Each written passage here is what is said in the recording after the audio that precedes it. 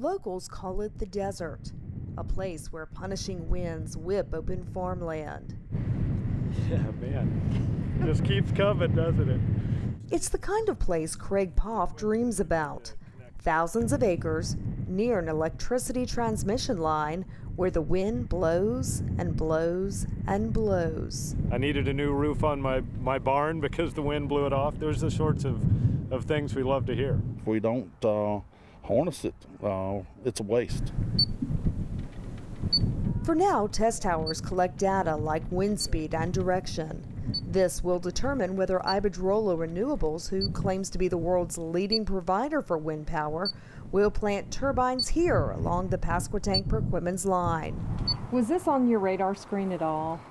No way. Couldn't have never suggested it that I thought it would be here. When I first thought about the potential in our area for this kind of project, I was really thinking towards the sound area offshore. I was kind of surprised initially when he said that they were looking in the desert area that's much farther inland than what I would have expected. Turns out thousands of acres of breezy farmland where the average wind speed exceeds 15 miles per hour may be the perfect fit for the proposed 300 megawatt deal. Siting turbines in an appropriate area away from people and their homes is the best, thing we can do. And here in the desert, we're fortunate that the landscape really allows us to do that, to develop a project that is going to have very little impact on people. Except, of course, for the economic impact.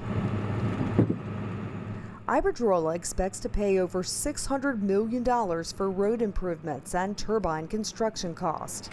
About $1 million of that will pay to rent land from farmers like Horace Pritchard. He calculates his 25-year lease should pay $6,000 per turbine per year. Horace is hoping to end up with 10 turbines and a financial safety net. Even when we have a bad year with crops, we can have something that we can kind of count on and still have the farm.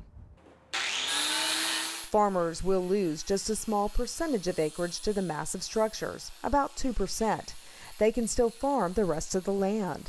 They had a lot of questions at first. Yes, we had some questions of, how big is a wind turbine? Somewhere between 180 to 500 feet in the air, with the wingspan of a football field. It's usually a Manitowoc 2250. Local leaders got a chance to see and hear turbines for themselves during a field trip to Pennsylvania.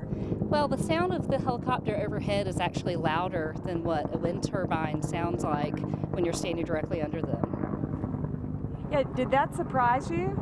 It was very surprising because the size of them is so enormous. You'd expect it to be a lot louder than it actually is, but it really isn't very loud at all. Still, both Perquimans and Pasquotank recently passed noise ordinances to clear another hurdle for construction. It's planned for as early as the fall of 2011. During the construction phase of a project this scope, we expect between 200 and 400 workers in terms of the head count on site for the 12 to 24 months of the construction cycle. It'll peak at 400, average about 200 over its cycle. Once it's built, there'll be between 15 and 20 full-time jobs for the life of the project. Most projects span 20 to 50 years.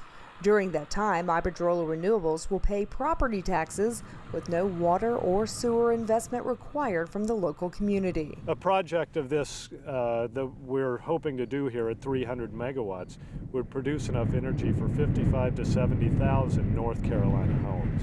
So a lot of energy out of one project. Community leaders warn consumers should not expect immediate changes in their power bills, even if their provider changes. Back in 2007, North Carolina lawmakers mandated by the year 2020, electric utilities must get at least 12.5% of electricity from renewable sources. While the proposed wind farm appears to be a huge gain for the region, Poff says North Carolina is missing a big opportunity when it comes to green energy. I believe most of the requirements of that have been met by out-of-state resources, which I believe the state is really missing out on economic development opportunities because those projects that they're deriving the energy and renewable energy credits from are being built in Texas or, other places where renewables are more prominent.